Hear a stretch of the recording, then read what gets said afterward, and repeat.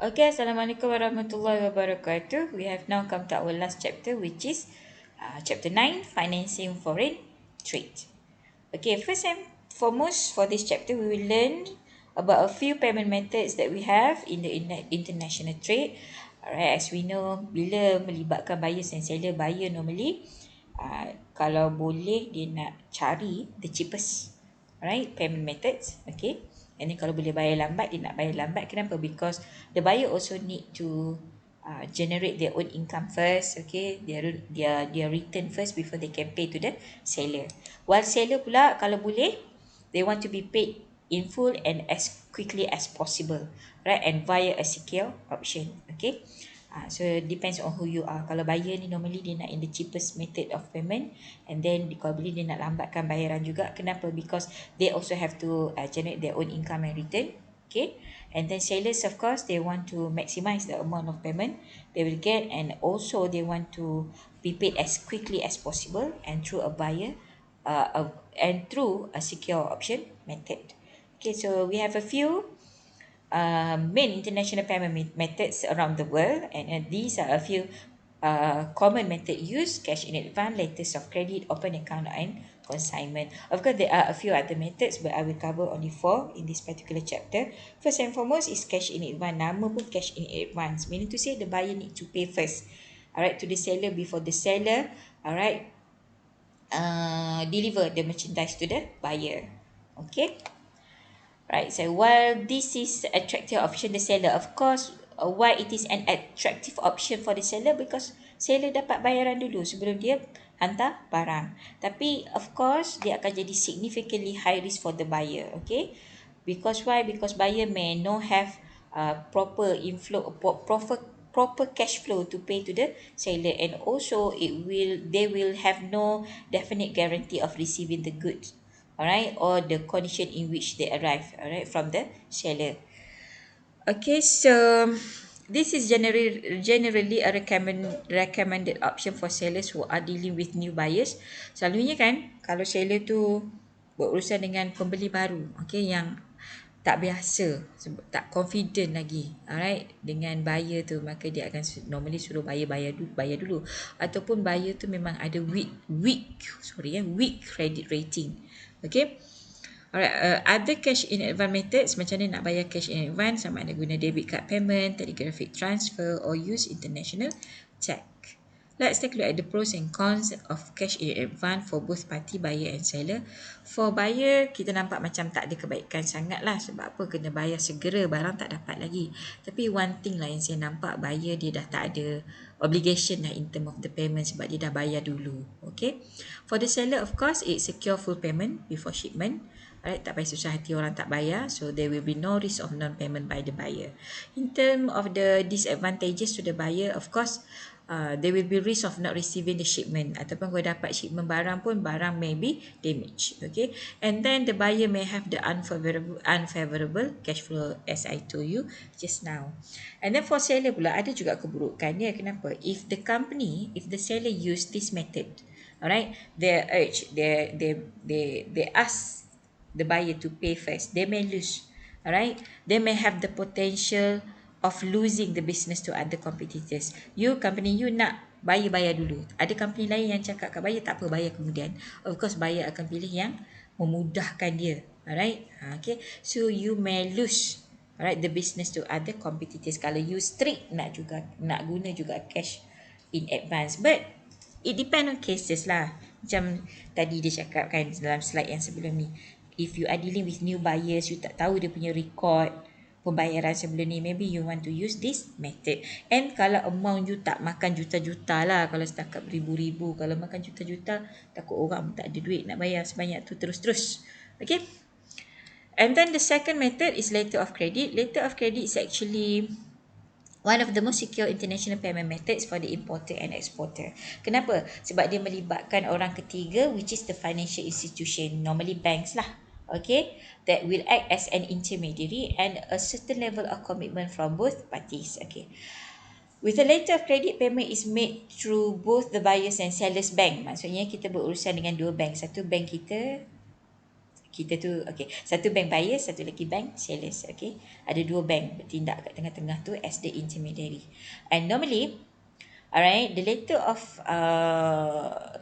of credit ni is actually requested by the buyer. Okay, upon confirmation of trade terms and condition, the buyer instructs his bank. Buyer bagi arahan dekat bank dia to pay the agreed upon sum. Macam mana sebutan dia? Upon. Okay. Alright, the buyers instruct his bank to pay the agreed upon sum by both parties to the seller's bank. Okay. Alright, the buyer's bank then send a letter of credit as a proof of sufficient and legit funds to the seller's bank. Bila seller's bank ataupun sellers dapat je letter of credit daripada buyer's bank, itu dah macam satu garanti bahawasanya the payment, alright, will be made to the seller. Seller baru dapat letter of credit. Baru dapat letter of credit, tak dapat bayaran lagi. Baru dapat letter of credit. But tak perlu bimbang lah waktu tu because letter of credit act as the guarantee of payment from the buyers ataupun buyer's bank. Okay.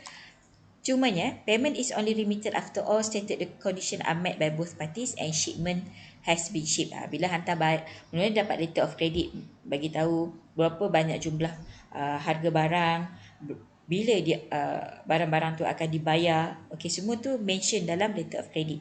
Okay. Lepas tu ada dia bagi tahu kat situ bila seller kena hantar apa semua. So bila barang dah selamat dihantar, okay, sampai dia tarikh matang letter of credit tu, maka bank pun akan bayarlah kepada seller. Okay, letters of credit are also known, sometimes also known as LC, bankers commercial credit or documentary credit. Okay, kebaikan letters of credit to the buyers, guarantee of cargo being shipped before payment year. Sebelum buyers bank bayar kepada seller, barang kena sampai dulu. Okay, and then seller pula nak dapat bayaran daripada buyer's bank, kenalah hantar barang apa semua dulu. Okay, mengikut spesifikasi yang telah ditetapkan apa semua. Untuk seller pula, kebaikan dia apa? Reliable proof. Okay, bahawasanya barang akan dibayar. And then dah jadi tanggungjawab. Lepas tu obligation to the buyer to fulfill the stated and negotiated condition pula. Okay, payments by buyer's bank in the event of default. Katalah buyer tak bayar kepada bank, itu tak jadi masalah kepada seller sebab buyer's bank tetap akan bayar kepada seller. Buyer's bank tu dia dah, bila dia issue letters of credit, maksudnya dia bersetuju untuk mengambil risiko kemungkinan buyer tak bayar kepada dia. Are you with me? Dia macam ni, buyer's bank pula, buyer's bank bayar kepada seller, buyer bayar kepada bank dia. Are you with me? Jadi walaupun buyer mungkin default tak bayar kepada bank dia, tapi bank dia tetap bertanggungjawab kena bayar kepada seller. So dia pihak seller tak rasa susah hati kalau ada default payment by the buyer. Sebab orang tengah dia, bank tu dah janji dah nak tolong bayar. Are you with me? Gitu. So low risk lah. Basically low risk di pihak seller. Dia macam buyer's bank tu bertindak sebagai guarantor.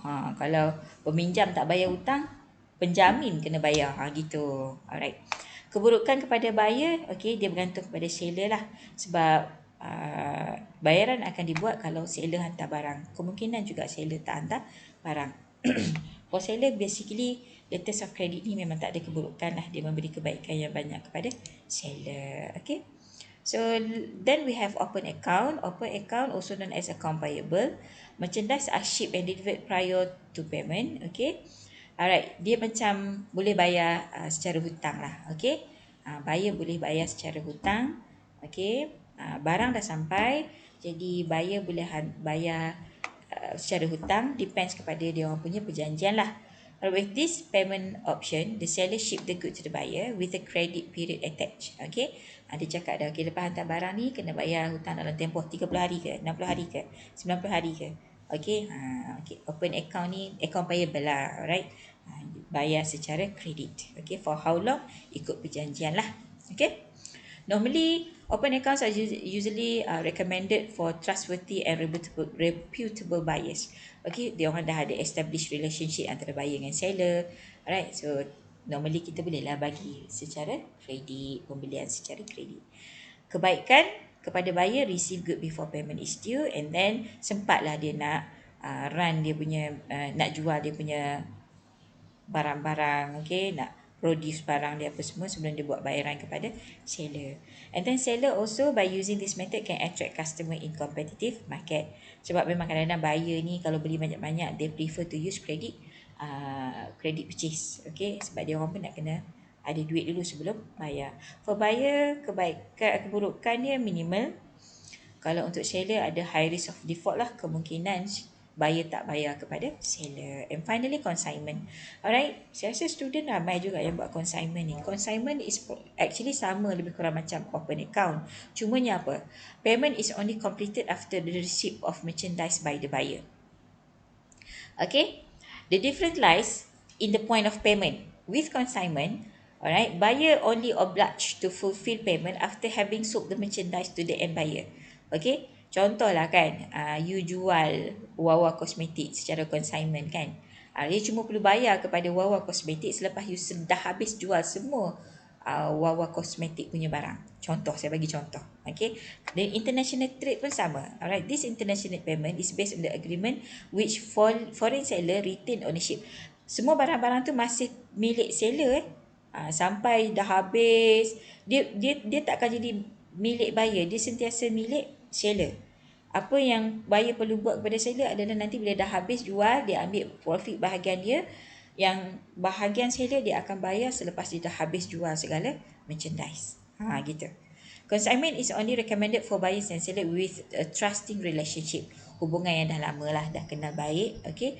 Given the high risk involved, seller will make sure they have adequate insurance coverage. Of course lah, kena ada insurance coverage apa semua in case of non-payment by the buyer. Buyer dah jual dah habis semua barang, sekali tak bayar pula kat seller. Okay.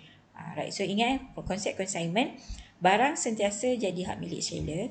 Seller hantar barang kepada buyer, buyer jual dulu semua barang bagi habis, last kali bayar balik kepada seller pada amount yang telah dipersetujui by both party lah. Buyer akan ambil untung bahagian dia lah. Baki tu semua bagi balik dekat seller. Okay. So pros and cons tinggal. Alright. Kebaikan kepada buyer, payment tak payah risaulah sebab after barang dah habis barulah perlu bayar. Okey, dapat barang cepat. Okey, untuk seller pula bagus dia apa? Tak payah simpan banyak barang, semua bagi kat buyer, tunggu buyer jual sampai habis je, lower storage fees. Alright, and then tak perlu nak manage inventory banyak-banyak and it is more competitive. Keburukan kepada buyer, dia kena simpan barang banyak-banyak. Okey, lepas tu supaya dia punya inventory tu tak banyak sangat nak kena jaga, dia kena jual lah, aggressive promotion lah to sell the products. Okay, payment may not guarantee. Ini adalah keburukan kepada seller. Payment may not guarantee until jualan semua dah habis. And then, dia tak boleh nak manage barang tu. Okay, barang tu sebab dia dah serah. Walaupun dia masih memiliki barang tu, but the management of the merchandise has been handled over to the buyer. Okay, barang semua ada dengan buyer. Buyer yang kena uruskan, jual sampai habis. Okay, so that is about the 4 methods of payment in the international trade. So we will continue in our second video.